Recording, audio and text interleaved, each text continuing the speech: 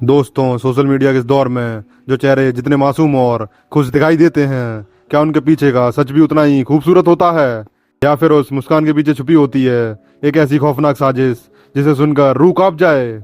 आज की case study एक ऐसी घटना पर है जिसने न सिर्फ दो परिवारों को तबाह कर दिया, बल्कि देश के सामने सवाल खड़ा कर दिया कि क्या कोई इंसान प्यार और लालच में इस हद तक गिर सकता है। यह कहानी शुरू होती है केतन अग्रवाल से। केतन एक होनहार, शांत और अपने काम से काम रखने वाला लड़का है, जिसके सपने आम युवाओं की तरह ही थे। परिवार ने उसके लिए एक रिश्ता चुना। लड़की का नाम था सिया गोयल, उम्र महज 20 साल। जब इन दोनों की सगाई हुई तो तस्वीरें सोशल मीडिया पर आईं। हर किसी ने कहा कि जोड़ी बहुत खूबसूरत है। दोनों के चेहरे पर खुशी थी, परिवारों में जश्न का माहौल था और आने वाली जिंदगी के सुनहरे सपने बुने जा रहे थे। लेकिन केतन को इस बात का जरा भी अंदाजा नहीं था कि जिस लड़की का हाथ उसने थामा है वह उसकी जिंदगी का सफर हमेशा के लिए खत्म करने की स्क्रिप्ट लिख चुकी है। सिया गोयल के जीवन में केतन इकलौता मर्द नहीं था, उसकी जिंदगी में एंट्री हो चुकी थी चेतन चौधरी की। चेतन जो सिया का पुराना दोस्त और उसका प्रेमी था। सगाई होने के बाद भी सिया और चेतन के बीच का रिश्ता खत्म नहीं हुआ था, बल्कि वो रिश्ता और ज्यादा गहरा और खतरनाक होता जा रहा था।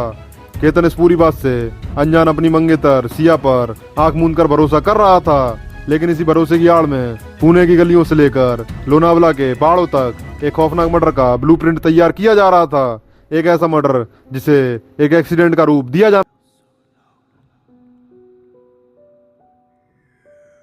तारीख थी 18 जून, मौसम सुहाना था और लोनावला के लोहगढ़ किले पर कोहरा और बारिश का माहौल था। ऐसे मौसम में आमतौर पर कपल्स घूमने जाते हैं। सिया ने केतन को एक लॉन्ग ड्राइव और ट्रैकिंग के लिए राजी किया। केतन खुश था कि उसे अपनी मंगेतर के साथ वक्त बिताने का मौका मिल रहा है। दोनों अपनी गाड़ी से लोहगढ़ किले की ओर निकल पड़े, लेकिन इस सफर में वो अकेले नहीं था। सिया का बॉयफ्रेंड चेतन चौधरी एक साई की तरह उनका पीछा कर रहा था। वह उनके ठीक पीछे पीछे अपनी बाइक या दूसरी गाड़ी से चल रहा था। पुलिस की थ्योरी के मुताबिक यह कोई अचानक प्लान की गई ट्रिप नहीं थी, बल्कि एक सोची समझी साजिश का आखिरी हिस्सा थी। शाम के वक्त जब किले पर सन्नाटा बढ़ गया, कोहरा घना हो गया और पर्यटकों की भीड़ कम होने लगी, तब सिया केतन को किले के एक ऐसे सुनसान कोने पर ले गई जहां से नीचे सैकड़ों फीट गहरी खाई दिखाई देती है। केतन शायद वहां खड़े होकर मौसम का लुत्फ उठा रहा था, तभी पीछे से मौत ने दस्तक दी। पुलिस की चार्जशीट और शुरुआती जांच के अनुसार सिया और केतन ने मिलकर केतन को संभलने का मौका भी नहीं दिया। एक जोरदार धक्का और केतन का पैर हवा में लहरा गया। वह चिल्लाया होगा, उसने बचने की कोशिश की होगी, लेकिन सैकड़ों फीट गहरी पथरीली खाई ने उसे अपनी आगोश में ले लिया। घटना को अंजाम देने के बाद आरोपियों ने तुरंत अपनी कहानी तैयार की। सिया ने घबराने का नाटक किया और शोर मचाया कि केतन का पैर फिसल गया है और वह खाई में गिर गया है। शुरुआत में स्थानीय लोगों और पुलिस को भी लगा कि यह ट्रैकिंग के दौरान होने वाला एक दर्दनाक हादसा है। रेस्क्यू टीम को बुलाया गया। भारी मशक्कत के बाद केतन की लाश को खाई से बाहर निकाला गया। सिया रो रही थी, नाटक कर रही थी, लेकिन पुलिस की पैनी नजरों से उसकी आंखों का वो झूठ छिप नहीं सका। जब पुलिस ने केतन के कॉल रिकॉर्ड्स, लोकेशन डेटा और सिया के बयानों में विरोधाभास देखा तो इस हादसे की परतें खुलने लगीं और यह साफ हो गया कि यह एक्सीडेंट नहीं बल्कि एक बेरहम कत्ल था।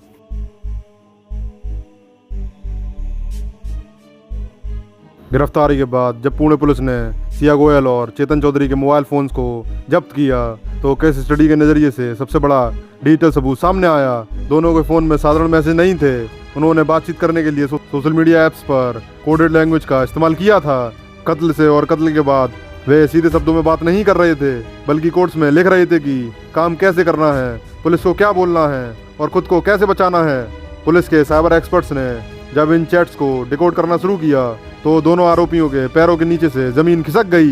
इन चैट्स से साफ जाहिर हो रहा था कि केतन को रास्ते से हटाने की प्लानिंग कई दिनों से चल रही थी। लेकिन असली ड्रामा तब शुरू हुआ जब पुलिस ने अदालत से इन दोनों का पॉलीग्राफ यानी लाई डिटेक्टर टेस्ट कराने की अनुमति मांगी। साइंटिफिक टेस्ट के लिए आरोपी की सहमति जरूरी होती है।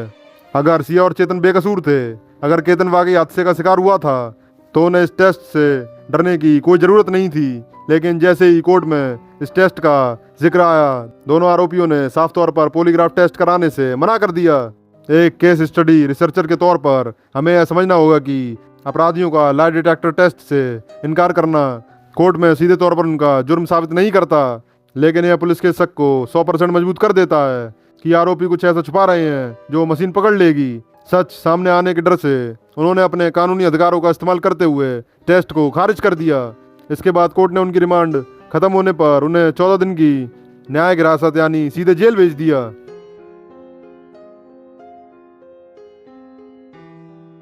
दोस्तों, अब आते हैं इस केस के उस सबसे विवादित मोड़ पर जिसने इंटरनेट पर गुस्से का ज्वालामुखी फोड़ दिया। पुलिस जब सबूत और वारदात के दिन पहने हुए कपड़े बरामद करने के लिए सिया को पुणे के मार्केट यार्ड स्थित उसके घर ले गई थी तो घर के बाहर मीडिया के कैमरों का हुजूम था। जैसे ही सिया पुलिसकर्मियों के घेरे में बाहर निकली, उसने बिना किसी डर या झिझक के सीधे कैमरे की तरफ देखते हुए अपनी मिडिल फिंगर फ्लैश कर दी।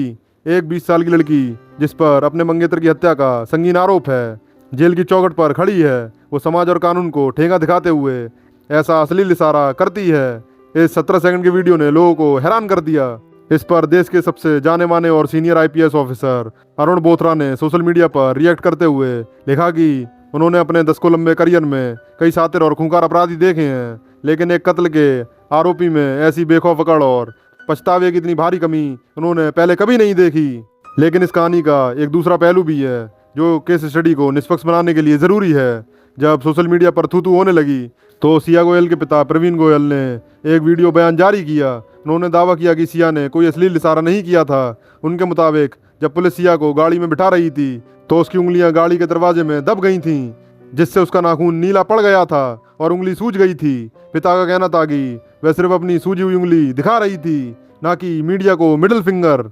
अब सच क्या है? क्या वह सचमुच दर्द में उंगली दिखा रही थी या फिर यह पुलिस की गिरफ्त में भी उसकी वो अकड़ थी जो कैमरे को चुनौती दे रही थी?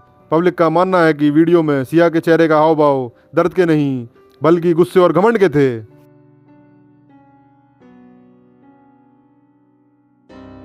आज सिया गोयल और चेतन चौधरी जेल की सलाखों के पीछे हैं। पुलिस के पास डिजिटल चैट्स, कॉल रिकॉर्ड्स और लोनावला किले की लोकेशन हिस्ट्री जैसे मजबूत सबूत हैं। हालांकि भारतीय कानून के मुताबिक जब तक अदालत में जुर्म पूरी तरह साबित नहीं हो जाता तब तक किसी को दोषी नहीं माना जा सकता। यह केस स्टडी हमें सिखाती है कि रिश्तों में अंधा भरोसा कभी कभी कितना भारी पड़ सकता है। केतन अग्रवाल आज हमारे बीच नहीं है, उसका परिवार न्याय की गुहार लगा रहा है। क्या सिया और चेतन को उनके किए की सजा मिलेगी? क्या कोडेड चैट्स और यह मिडिल फिंगर विवाद अदालत में उनके खिलाफ सबसे बड़ा मनोवैज्ञानिक सबूत बनेंगे? इस पूरे मामले पर और सिया के उस मिडिल फिंगर वाले इशारे पर आपकी क्या राय है? क्या आपको लगता है कि पिता का दावा सही था या फिर यह सिर्फ एक अपराधी की अकड़ थी? अपने विचार कमेंट बॉक्स में जरूर साझा करें। केस स्टडी पसंद आई हो तो चैनल को सब्सक्राइब करें और वीडियो को लाइक करें। सुरक्षित रहें, सतर्क रहें। धन्यवाद।